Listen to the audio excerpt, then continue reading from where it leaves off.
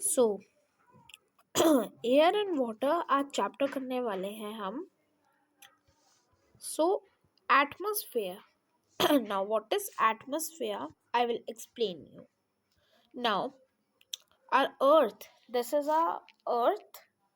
Okay, here is a thick layer of air that surrounds it.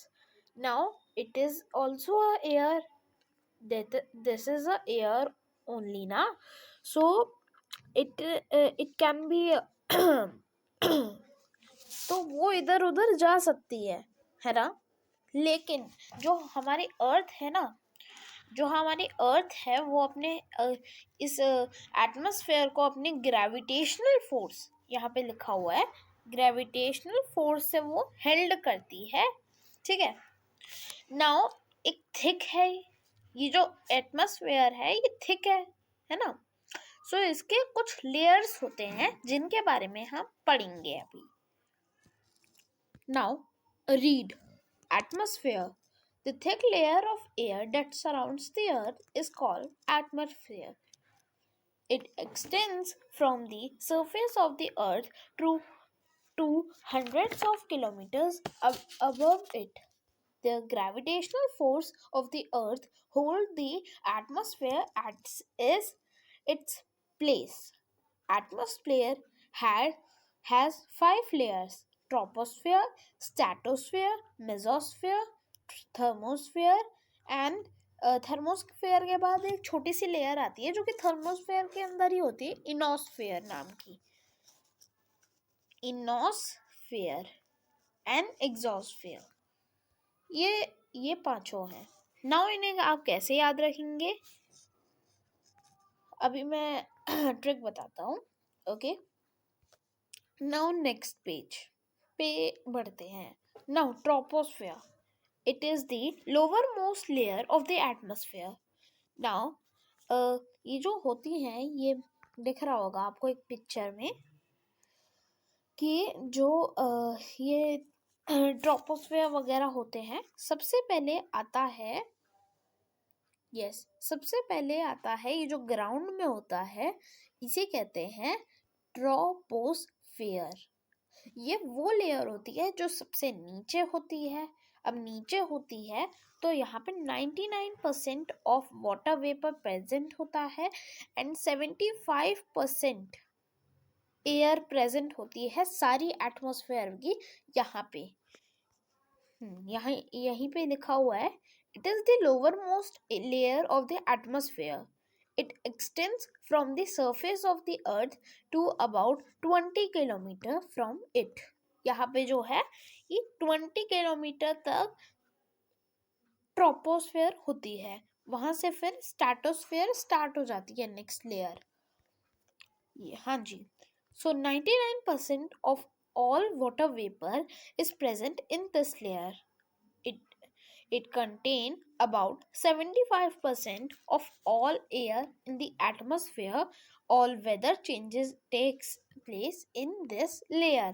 यहाँ पे सारी weather changes होती हैं. जैसे मतलब मान लो अगर गर्मी हुई तो हमें गर्मी फील होगी, वहाँ के लोगों को तो फील नहीं हो रही, ये हमें नहीं पता, अभी हमने पढ़ा भी नहीं है, लेकिन यहाँ पे फील होता है. यानी कि आप ये कह सकते हैं कि वेदर सारे यहीं पे जो चेंज करते हैं वो यहीं पे होते हैं. Now next layer, stratosphere. ये सेकंड लेयर होती है और ये एक्सटेंड करती है 20 to 50 किलोमीटर. नाउ ये जो 20 है ना, इसमें +30 कर दो और आ जाएगा 50. नाउ 20 to 50 किलोमीटर इतने तक एक्सटेंड करती है. Temperature in stratosphere increases with altitude. जितना इसका मतलब हाइट होता है ना, अगर हम मान लो इधर हो स्ट्रेटोस्फेयर के, तो हमें इतनी गर्मी नहीं लगेगी जितना ऊपर और लगेगी. सो यही होता है, temperature increases with height, or we can say altitude. The air in this layer is less dense than in the troposphere. इतनी dense नहीं होती क्योंकि यहाँ पे एक और लेयर होती है, ओजोन लेयर, जो कि एब्जॉर्ब करती है यूवी रेज, जो कि होते हैं ultraviolet rays of the sun. Rays of the sun. Now jet planes यहीं पर उड़ते हैं, क्योंकि अगर वो नीचे उड़ेंगे ट्रोपोस्फेयर पे तो वहाँ पे हॉट एयर बलून्स होते हैं, यहाँ पे देख सकते हैं पिक्चर में। और यहाँ पे माउंटेन्स भी होते हैं, ये भी होते हैं, ट्रीज भी होता है, सुनामीज वगैरह भी आती है, और क्लाउड्स भी स्ट्रेटोस्फेयर के अंदर थोड़ा थोड़ा होते हैं। नाउ मेसोस्फेयर, अभी तक आपको अगर क्लियर हो गया होगा तो सब्सक्राइब कर देना। बाकी next layer mesosphere, now stratosphere. Now एक बार रिकैप ले लेते हैं। ट्रोपोस्फेयर के अंदर 99% ऑफ वाटर वेपर होता है, 75% ऑफ एयर होती है, वेदर सारे चेंजेस करते हैं। एंड ट्रोपोस्फेयर के अंदर सारे लिविंग बीइंग्स भी रहते हैं, एंड यहाँ तक हर इंसान रह पाता है। जबकि स्ट्रेटोस्फेयर के अंदर बिल्कुल वहाँ पे टेम्परेचर इंक्रीज करता है with altitude, UV rays absorb करने वाली वहाँ पे ओजोन लेयर होती है 20 to 50 किलोमीटर तक ये अबव करता है, और ये सेकेंड लेयर होती है, और एयर इतनी लेस होती है देन इन दी ट्रोपोस्फेयर। यहाँ पे ओजोन लेयर के साथ साथ जेट प्लेन्स भी होते हैं जो कि उड़ते हैं यहाँ पे। अब मेसोस्फेयर के बारे में हम पढ़ते हैं। सो मेसोस्फेयर में क्या होता है, बहुत सारे म्यूटेरॉइड्स जो कि रॉक होते हैं, स्पेस में जो उड़ते हैं ना रॉक्स, उल्का पिंड, वो यहाँ पे होते हैं, और इनमें जब आग लग जाती है तब ये बन जाता है मिटियोर्स। एंड यहाँ पे भी अरोराज मिलते हैं, अरोराज। अगर आपको नहीं पता अरोराज क्या होते हैं, सो ये पिक्चर देखिए, ये होते हैं अरोराज। ये मतलब कलरफुल होते हैं, जो कि मतलब ऐसे लाइटनिंग जैसे बनते हैं, जो कि ऊपर होते हैं, यहाँ पे देख सकते हैं आप। हाँ, तो मेसोस्फेयर, सो यहाँ पर मेटेरॉइड्स होते हैं, एयर बहुत ज़्यादा थिन होती है क्योंकि टेम्परेचर बहुत ज़्यादा डिक्रीज करता है, एंड जो लेयर होती है ये अबव होती है। नाउ ये 50 to 85 होता है। नाउ इसमें 35 का डिफरेंस है। अब पिछली बार एक ट्रिक है पूरे पेज की, कि मतलब यहाँ पे 0 to 20 है, ठीक है, इसमें 20 to 50 है, और इसमें 50 to 85 है। अब ये वाला तो याद रख कर लेंगे, इसमें 30 का डिफरेंस है तो उसमें 5 बढ़ा के 35 का डिफरेंस, तो 50 याद रख लेना है प्लस करके, एंड उसके अंदर 35 ऐड करके 85। नाउ इन सबको याद करने की ट्रिक ये रही, ठीक है। अब इन तीनों की एक एक खास बात है। एक में मीटियोर्स होते हैं, एक में ओजोन लेयर है, और इसमें इंक्रीज करता है टेम्परेचर, जबकि इसमें डिक्रीज करता है। इसका पता नहीं, इसमें वेदर चेंजेस होता है। नाउ बढ़ते हैं नेक्स्ट पेज पे। तो थर्मोस्फेयर, नाउ आपको याद होगी मैंने बोला था कि इनोस्फेयर भी होती है, जो जिसकी वजह से हम रेडियो प्रोग्राम्स कर पाते हैं।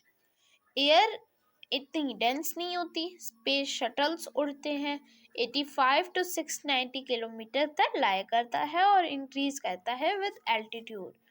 नाउ जैसे स्ट्रेटोस्फेयर में था वैसे ही इस लेयर में भी है, ठीक है। नाउ 85 to 690, अब इसको कैसे याद रखेंगे। सबसे पहले 85 आपको याद होगा पिछले लेयर में 85 से खत्म हो रहा था। अब यहाँ पे 85 में से अगर हम 8 का जब हम 8 का प्राइम फैक्टराइजेशन करेंगे, सो ये कुछ ऐसा होगा, 4 और 8 चेक हो गया। नो 2 है यहाँ पे, सो 2 जो है इसको अगर हम माइनस करें 8 से, जो आता है एक 6। नाउ इसी 6 को हमें बचा के रखना है। नाउ अब ये जो 2 था इसे डबल कर देंगे 4, अब 4 को 5 में प्लस कर देंगे 9 नेक्स्ट है। नाउ हमने देखा हमने देखा कि 69 जो ये बना है वो 85 से कम है, तो इसे ज़्यादा बनाना होगा क्योंकि ज़्यादा में है ना एल्टीट्यूड, तो हम 0 डाल देंगे, क्योंकि अगर हम कोई और नंबर डालें या फिर माइनस करें सो वो सिंपली हमारा ये जो फर्स्ट 2 डिजिट है इसे खराब कर देगा।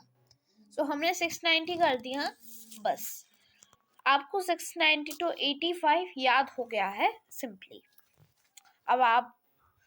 अब आप इस ट्रिक को बार बार करें और इसे आपको मेमोराइज हो जाए, ये करें या फिर ट्रिक लर्न करके अपने आप कर लो, दोनों आपकी चॉइस है।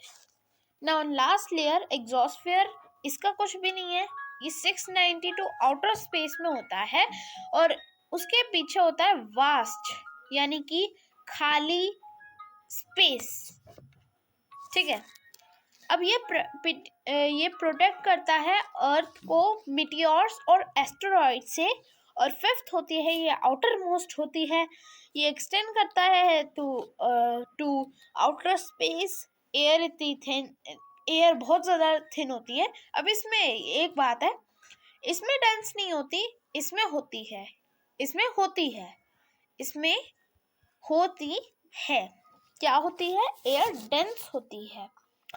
अब एयर बार बार डेंस डेंस डेंस डेंस, हम ऐसे डेंसिटी का थोड़ी कॉन्सेप्ट पढ़ रहे हैं, तो वेरी डेंस होती है डेंस, तो वेरी लगा दो और डेंस को थिन में कन्वर्ट करके वेरी थिन कर दो, ऐसे हो जाएगा।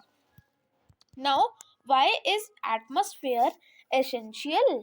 नाउ ये जो अर्थ है इसके चारों ओर हमने पढ़ा कि एटमॉस्फेयर होती है, इसके कुछ फायदे भी होते हैं, जैसे कि ये एयर है तो ये प्रोवाइड करता है ऑक्सीजन और कार्बन डाइऑक्साइड, CO2 और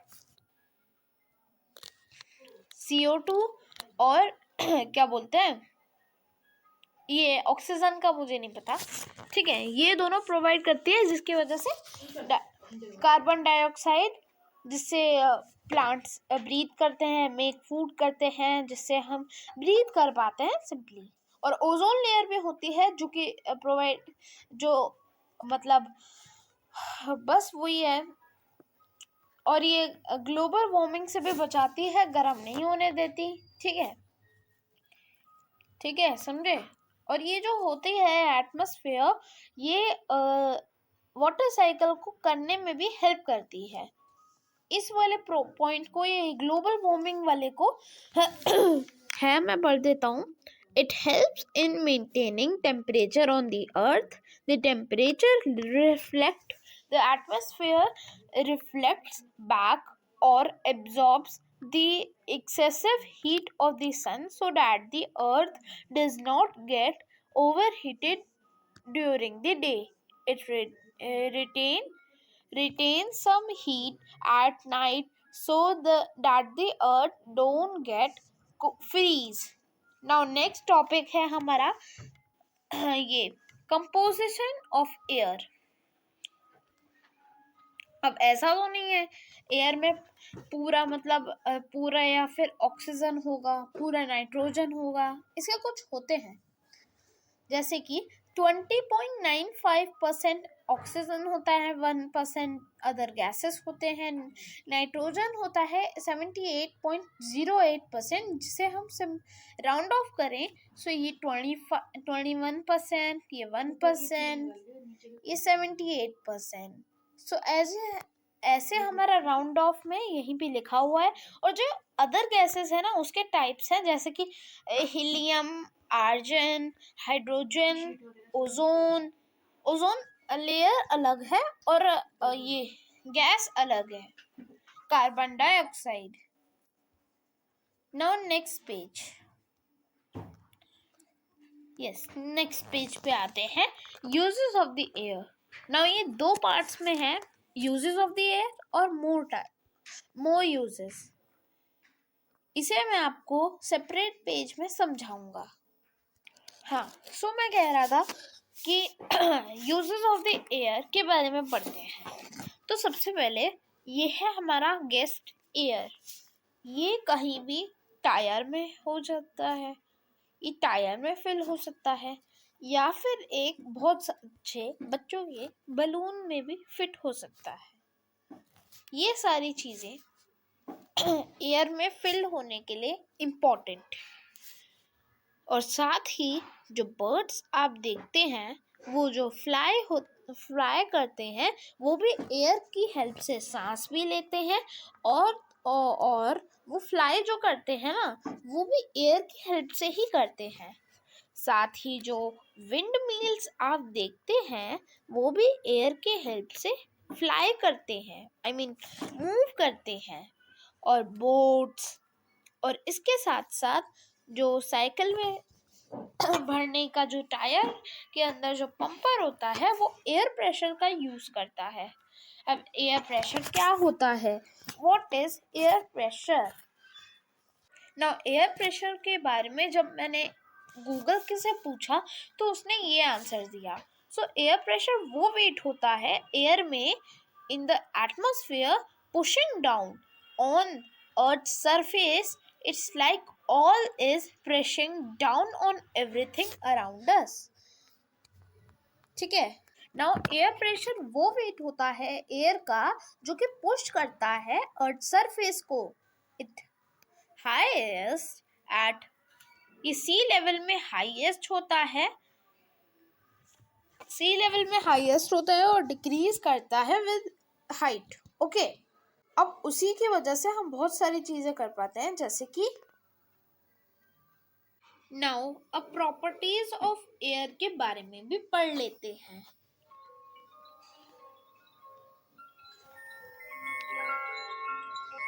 What do you think goes unseen, though it is present everywhere? Just a little of this can move around freely, filling an entire building. At the same time, it can stay captive inside a tiny jar. Can you guess what we are referring to? Air. Yes, it's the air. Air is present everywhere around you, in your classroom, in a bottle of juice, in a heap of sand, and even in an empty glass. Air is indeed very strange.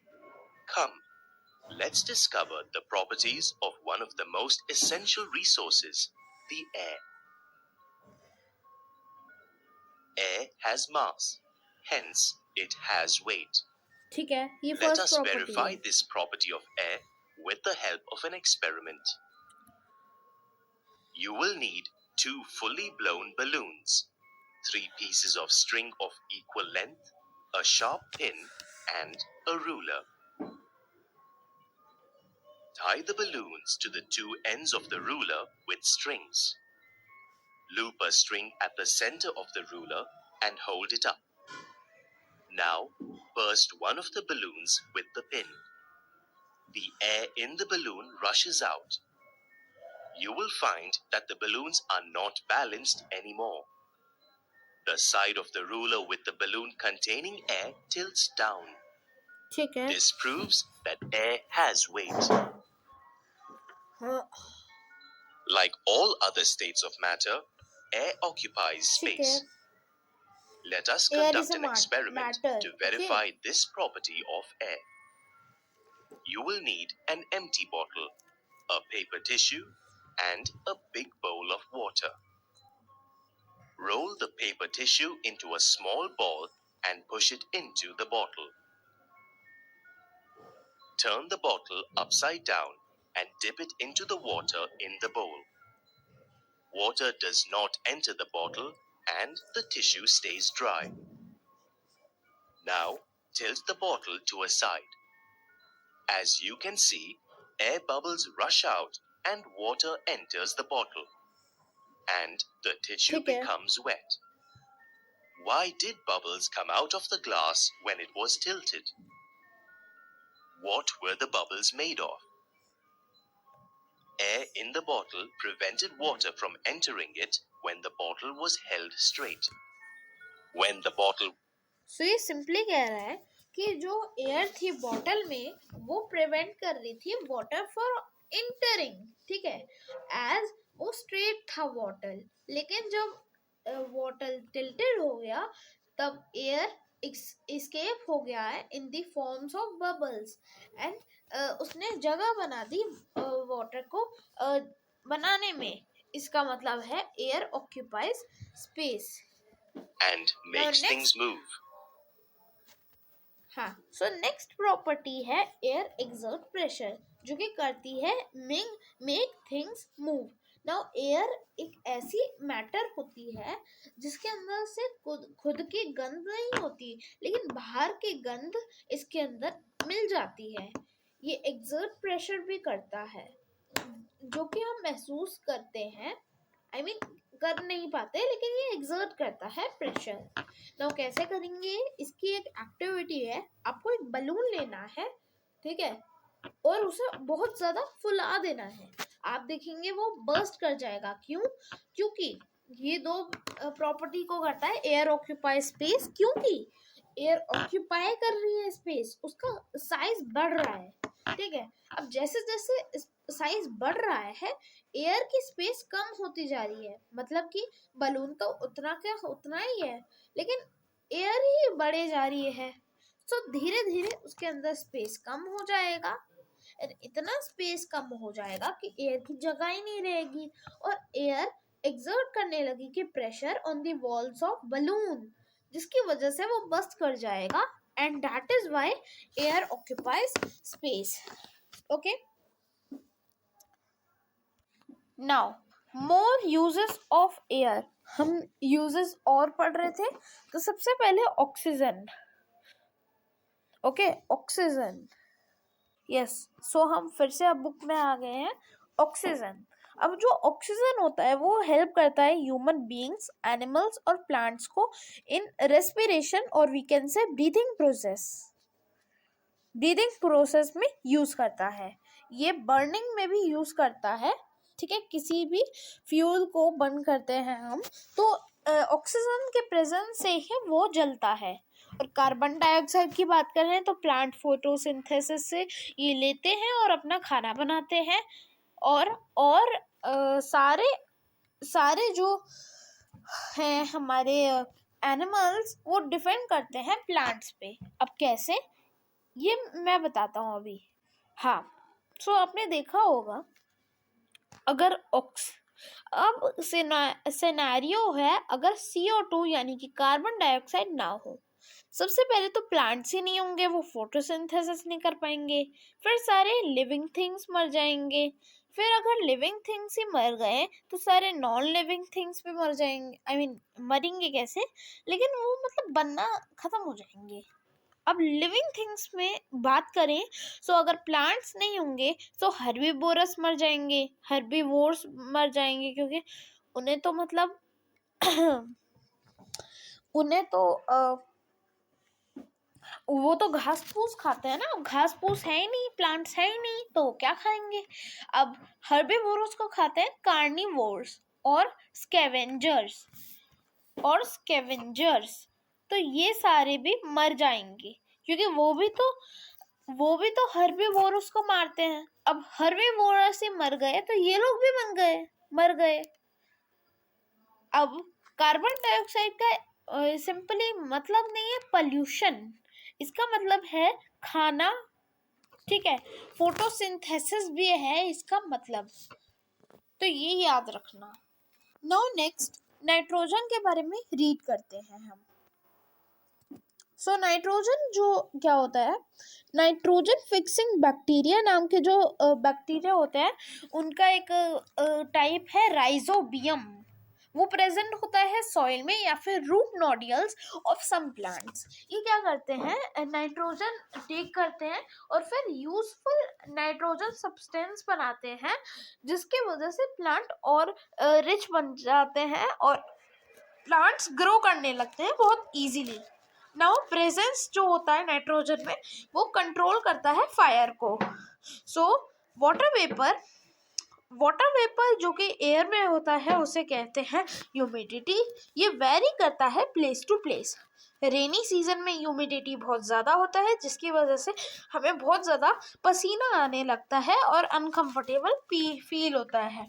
और coastal regions में बहुत ज़्यादा humidity रहता है.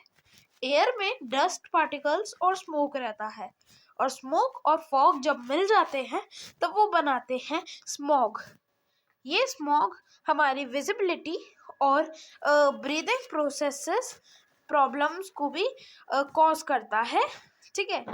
Visibility और cause करता है breathing problem such as lung cancer and whatever.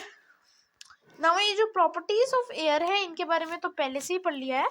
सो इनके कुछ मतलब जो है हमारे जो एक्सपेरिमेंट्स हैं वो हम थोड़े से एक्स्ट्रा देख लेते हैं। ओके, सो हम हिंदी के चैप्टर यहाँ वहाँ हर जगह, यानी चारों ओर है। हम हवा के सागर में रहते हैं, सागर की बिल्कुल निचली सतह पर, लेकिन हम यह कभी महसूस नहीं करते। इसकी अपनी कोई गंध नहीं होती।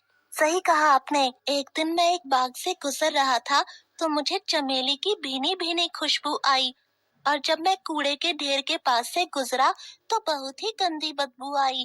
हाँ, हवा की अपनी कोई गंध नहीं ये होती, मैंने कहा था। बल्कि इसमें कोई भी गंध बाहर से आकर शामिल हो जाती है और इसमें घुल जाती है। एक तरह से हवा बहुत सारे अजूबों की पोटली है। कभी मंद मंद बहकर हमारा मन मोह लेती है, तो कभी तेज आंधी बनकर हमें डरा देती है। लेकिन आज इस पोटली से कुछ बातें मैं तुम लोगों के लिए निकालूंगा। मामा ने कहा, जल्दी निकालिए ना मामा। दोनों ने उतावले हो ठीक है, छड़ में बांध दिया। यह क्या? फूले हुए गुब्बारे से बंधा सिरा नीचे झुक गया Air और बिना फूले has गुब्बारे से बंधा सिरा ऊपर उठ गया। हम दोनों यह देखकर एक मोह लेती है, तो कभी तेज आंधी बनकर हमें डरा देती है। लेकिन आज मामा दोनों ने उतावले होते हुए कहा, हवा की एक और विशेषता है, ये पंख से भी हल्की होती है, ठीक फिर है। भी इसमें कुछ भार होता है, और जिस चीज में भार होता है उसमें दबाव भी होता है। कैसे मामा? शालू ने पूछा। अभी बताता हूँ। पहले एक जैसे 2 गिलास, एक लंबी पेंसिल, एक 40 सेंटीमीटर की छड़, 2 छोटे छोटे गुब्बारे और चिपकाने वाली टेप ले आओ। हम दोनों दौड़ दौड़ कर सारा सामान ले आए। ठीक है। मामा जी ने दोनों अब गिलासों को इनसे एक क्या पुल किया? सा बनाते हुए पेंसिल उसके ऊपर रख दी और छड़ के दोनों ओर गुब्बारे चिपकाकर पेंसिल के ऊपर आर पार रख दिया। उसके बाद एक गुब्बारे को निकालकर हवा भरकर फिर से टेप के सहारे छड़ में बांध दिया। यह क्या? फूले हुए गुब्बारे से बंधा सिरा नीचे। अब इसमें सिंपली है कि मतलब एयर हैज मास, मतलब ये जो भरा हुआ था ये ऊपर उठ गया क्योंकि इसमें बहुत ज्यादा मास था। अब इसके अंदर एयर है तो सिंपली मीन्स करता है कि एयर हैज मास। ये हिंदी छुप में गया है, और बिना लेकिन फूले आप गुब्बारे से बंधा इसे- सिरा ऊपर उठ गया। हम दोनों यह देखकर एक साथ बोल उठे, मामा जी, हमने ये तो बिल्कुल तराजू की तरह हो गया। करते तराजू के दोनों पलड़े में हवा बहुत ताकतवर होती है। शालू ने पूछा। अभी दिखाता हूँ ये कितनी शक्तिशाली होती है। मामा ने कहा। मामा ने एक गिलास उठाया जिसके किनारे चिकने थे। उन्होंने गिलास में पानी भरा और किनारों को गीला कर दिया। फिर एक गत्ते को गिलास के ऊपर रख दिया और हथेली से अब यहाँ पे क्या हुआ है, यहाँ पे मैं सिंपल सा लॉजिक बताता हूँ। जो जो नीचे का फोर्स था ना वो ज्यादा था, अदर देन जो ये पानी का फोर्स था इससे ज्यादा था। ये जो नीचे वाला फोर्स था ना वो ज्यादा था, जिसकी वजह से था। अब इसके अंदर अगर एयर बबल्स होते तो जो डाउनवर्ड प्रेशर था पानी का वो ज्यादा हो जाता, जिससे ये ऐसे हो जाता। अब ये क्या करेंगे, ये ऊपर से पकड़ेंगे, जिससे मतलब क्या होता है, ये जो मैंने अभी बताया नीचे का प्रेशर ज्यादा हो जाता है, ये ऊपर वाला प्रेशर ज्यादा हो जाता है अदर देन नीचे वाला, तो इसलिए ये हो जाता है। गिलास को उल्टा कर दिया। जी ने कहा। राजू ने कहा, मामा जी क्या हवा की पोट? कहा, मामा जी हवा में भार होता है। फिर से टेप के सहारे छड़ में गिलास सीधा करते बोले, ये कोई जादू का खेल नहीं है। हवा ने गत्ते पर नीचे की तरफ से दबाव डाला है। हवा का दबाव गिलास में भरे पानी के वजन से अधिक था, जिसके कारण गत्ते ने पानी को रोके रखा था। कुछ सोचते हुए शालू ने कहा, मामा जी हवा में भार होता है और यह दबाव डालती है, ये तो हम जान गए, लेकिन क्या हम हवा को देख नहीं सकते? हाँ, मामा जी ने देखने वाला कहा, अभी काम प्रत्यक्ष दिखाता हूँ। खाली बोतल ली और उसे पानी से भरी बाल्टी में डुबा दी। वह नहीं डूबा। मामा ने उसे पूरी तरह डुबाने के लिए दबाए रखा। बोतल में पानी जाने की आवाज सुनाई देने लगी और अब सतह इसका पर मतलब है, सिंपली मतलब है कि एयर यहाँ पे जो बबल्स दिखाई दे रहे थे, क्योंकि जितनी मात्रा में हवा आ रही थी, मतलब जा रही थी, उतनी मात्रा में वाटर भी जा रहा था। अब कोई भी स्पेस नहीं था, इसलिए वो एक साथ ही जाने लगी, इसलिए बबल्स दिखाई दे। अब इसका मतलब है air is all around us. Now फिर से आते हैं बुक पे। सो नेक्स्ट हमारा टॉपिक है वाटर, जो कि हम नेक्स्ट वीडियो में करेंगे। तब तक के लिए बाय बाय। सो आ गए हैं हम फिर से। तो आज हम करने वाले हैं हमारा नेक्स्ट एपिसोड स्टार्ट। सो हम स्टार्ट करते हैं अब हमारे दूसरे एपिसोड पे। सो ये था हमारा वाटर। ओके,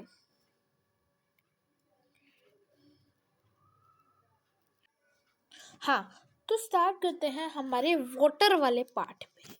अब पानी, इसका क्या काम होता है? इसका काम होता है, काम क्या, ये कलरलेस होता है। ठीक है, इसका कोई कलर देखा है आपने क्या? ठीक है, इसका कोई टेस्ट नहीं होता, टेस्टलेस होता है। ये स्मेललेस होता है, मतलब कि ओडरलेस होता है। इसके अंदर कोई स्मेल नहीं होती। आपने पानी को सूंघा है कभी? क्या नहीं सूंघा होगा, क्योंकि उसकी कोई स्मेल ही नहीं होती। अब ये 70% of earth surface is covered with water. ये जो वाटर है, इसे कहा जाता है एलिक्सिर। क्या कहा जाता है? Elixir of life. क्यों? क्योंकि इसे, मतलब सारे लिविंग बींग्स को ये वाटर चाहिए। अगर उन्हें नहीं मिलेगा सफिशिएंट वाटर, या फिर वाटर ही नहीं मिलेगा, सो वो जिंदा नहीं रह पाएंगे। और एक और चीज बता दूं, सल्यूशन, मैं आपको एक चीज पढ़ा देता हूँ जल्दी से। सल्यूशन क्या होता है? एक मिक्सचर होता है सॉल्वेंट और सॉल्यूट का। सॉल्यूट छोटी मात्रा में होता है, सॉल्वेंट बड़ी मात्रा में होता है। दोनों कुछ भी हो सकते हैं, चाहे गैस हो सकता है, ये सॉलिड हो सकता है, ये गैस हो सकता है, सॉलिड हो सकता है, सॉलिड गैस हो सकता है, कुछ भी हो सकता है। ठीक है, चाहे वो सेम अमाउंट में हो, तो दोनों कुछ भी हो सकता है। नाउ वाटर बॉइल्स होता है 100 डिग्री पे, 0 डिग्री पे वो फ्रीज होता है। ये एब्जॉर्ब कर लेता है बहुत सारे हीट। इसी वजह से ये वैल्यूएबल होता है बहुत सारी इंडस्ट्रीज में, और ये यूज होता है as a coolant in vehicles. जो वाटर ड्रॉप्स होते हैं वो टेंड करते हैं, ये जो बहुत सारे वाटर ड्रॉप्स होते हैं ना, ये टेंड कर जाते हैं टू क्रिस्टल टुगेदर। ये क्या करते हैं, अभी यहाँ पे है, अभी यहाँ पे पहुंचने के लिए क्या करेंगे, ये टेंड करेंगे टू क्लस्टर। ये मिलने में क्लस्टर करते हैं, इसी वजह से ये मूव कर पाते हैं प्लांट के कोई भी हिस्से में। ठीक है, इम्प्योरिटीज इन वाटर। वाटर हमेशा ऐसा नहीं होता कि बहुत ज़्यादा साफ हो, वो बहुत ज़्यादा गंदगी से भी भरा हो सकता है। जैसा कि एयर में डस्ट होता है ना, वैसे ही वाटर भी एक ग्रुप ऑफ एयर है, तो उसके अंदर भी डस्ट होता ही होता है। अब इसी डस्ट या फिर जो भी जर्म्स वगैरह होते हैं, उन्हें कहा जाता है इम्प्योरिटीज। अब यही इम्प्योरिटीज जो हैं वो दो तरह की होती हैं। पहला है सॉल्युबल, जो कि डिसॉल्व हो जाती है वाटर में। दूसरा है इनसॉल्युबल, जो कि डिसॉल्व ही नहीं होती। नाउ सेकंड इज अब चलो हम पढ़ते हैं इन इनसॉल्युबल इम्प्योरिटीज को कैसे निकालते हैं। तो सबसे दूसरा वे है, पहला वे है, सबसे पहला वे है हमारा, हाँ, सो ये है हमारा फिल्ट्रेशन। नाउ फिल्ट्रेशन में क्या होता है, एक बैरियर होता है। ये जो फिल्टर पेपर है, दिख रहा है आपको, फिल्टर पेपर है ये क्या होता है, एक बैरियर की तरह काम करता है, जब हम गंदा पानी इसके अंदर डाल देते हैं तभी क्या होता है, जो सारी डस्ट होती है ना इस फिल्टर पेपर के अंदर मतलब ऐसे डस्ट कलेक्ट हो जाता है, यहाँ पे डस्ट है, फिर जो पानी पानी हो जाता है वो नीचे चला जाता है, ऐसे ये थोड़ा सा क्लीन हो जाता है। यही लिखा हुआ है, a barrier known as filter paper और chemical substance such as activated carbon. यहाँ पे केमिकल सब्सटेंस भी हो सकता है such as activated carbon, carbon भी हो सकता है जो कि एक्टिवेटेड हो। अब सेडिमेंटेशन और डिकेंटेशन, अभी जो पानी होता है इसका जो हैवी मटेरियल होता है, the settling down of the heavy object at down is called sedimentation. यहाँ पे क्या हो रहा है, सेडिमेंटेशन हो रहा है, सेडिमेंट हो रहा है जो कि भारी ये जो नीचे है इसे हैवी ऑब्जेक्ट है, और हम क्या करते हैं इसे पोर कर देते हैं दूसरे कंटेनर में जो कि मतलब प्योर होता है, उसे हम ऐसे कर देते हैं, जिससे क्या होता है सेडिमेंट हो जाता है और डिकेंट हो जाता है। नाउ नेक्स्ट हम पढ़ेंगे removing soluble impurities in water. Now इसे मैं डिस्टिलेशन ही पढ़ाऊंगा क्योंकि इवापोरेशन उसके साथ ही आता है। इवापोरेशन का मतलब होता है एक लिक्विड को सॉलिड एक लिक्विड को गैसियस स्टेट में कर देना। अब मैं एक और चीज़ पढ़ा दूँ, स्टेट्स ऑफ मैटर, क्योंकि ये दूसरे चैप्टर का है इसलिए ये जल्दी समझ में आ जाएगा आपको। नाउ सॉलिड, कोई भी जो सॉलिड होता है जैसे कि आइस, इसके पास एक डेफिनेट वॉल्यूम होती है, ठीक है, डेफिनेट वॉल्यूम होती है इसकी, शेप होती है इसकी, ठीक है, इस सॉलिड की वॉल्यूम होती है इसकी, शेप होती है इसकी, और इसके मतलब ये किसी चीज़ का मतलब शेप नहीं ले सकता ना। वहीं गैस, ना ये जो मैटर होता है ये वो चीज़ होती है जिसके अंदर एक मास होता है, ठीक है, मास होता है और वो कोई चीज़ ऑक्यूपाई करती है, ठीक है, हाँ ऑक्यूपाई करती है एक चीज़। सो ये जो सॉलिड होता है इसके पास वॉल्यूम होता है, शेप होता है, ये किसी की चीज़ का करता नहीं है। और ये जो मैटर होता है ये मॉलिक्यूल्स से बना होता है, तो इसके मॉलिक्यूल्स का फोर्स ऑफ अट्रैक्शन बहुत ज़्यादा होता है, स्ट्रॉन्ग। ना ये जो लिक्विड होते हैं इनकी force of attraction less tightly packed होते हैं ये, और इनकी फोर्स ऑफ अट्रैक्शन थोड़ा सा मतलब कम होती है, वीक होती है ये थोड़ी सी, लेस देन सॉलिड। नाउ इनकी वॉल्यूम तो होती है, शेप नहीं होती, और डेफिनेट वॉल्यूम होती है। नाउ गैस, इसका सबसे ज़्यादा कम होता है, क्या बोलते हैं, कम होता है, गैस का क्या होता है, कम होता है। पहले तो फोर्स ऑफ अट्रैक्शन, दूसरा है मतलब हमारा फोर्स ऑफ अट्रैक्शन तो कम ही होता है, साथ ही ये बहुत ज़्यादा लूजली पैक्ड होते हैं। ना इस पे आए, सो ये इवापोरेशन का क्या मतलब होता है, लिक्विड टू गैस चेंज कर देते हैं। फिर क्या होता है, जो कि ये मतलब जो मान लो हमारे पास एक बीकर है, इसके अंदर बहुत सारा पानी है, इसके अंदर मतलब सोल्यूबल इम्प्योरिटीज भी है, हमने इसे हीट कर दिया, ये फायर है, तो मतलब क्या होता है, जो वाटर था ना, जो वाटर था वो तो इवापोरेट हो गया है, वो तो भाप में चेंज हो गया है। अब जो ये इम्प्योरिटीज नीचे आ जाएंगी, ठीक है। Now next distillation. नाउ जो पानी है उसे हम ऐसे इवापोरेट कर देते हैं, ये कंडेंसर है, इससे पानी कंडेंस हो जाता है, मतलब कि किसी की भी गैसियस स्टेट को फिर से उसकी लिक्विड चीज में जाना। हालांकि इसको हम पी नहीं सकते क्योंकि इसके अंदर बहुत सारे मिनरल्स नहीं होते। इसे यूज किया जाता है इंजेक्शंस में, मेडिसिन्स में, कार बैटरीज में, लेबोरेटरी लैब्स में, टू कंडक्ट एक्सपेरिमेंट्स, हॉस्पिटल में टू क्लीन इक्विपमेंट्स और यहाँ पे भी लिखा हुआ है ये ड्रिंकिंग पर्पस के लिए नहीं है। नाउ हिप्पोक्रेटिस एक 500 BC के अराउंड एक ग्रीक फिजिसिस्ट थे जिन्होंने एक्सपेरिमेंट किया विद वाटर फिल्ट्रेशन।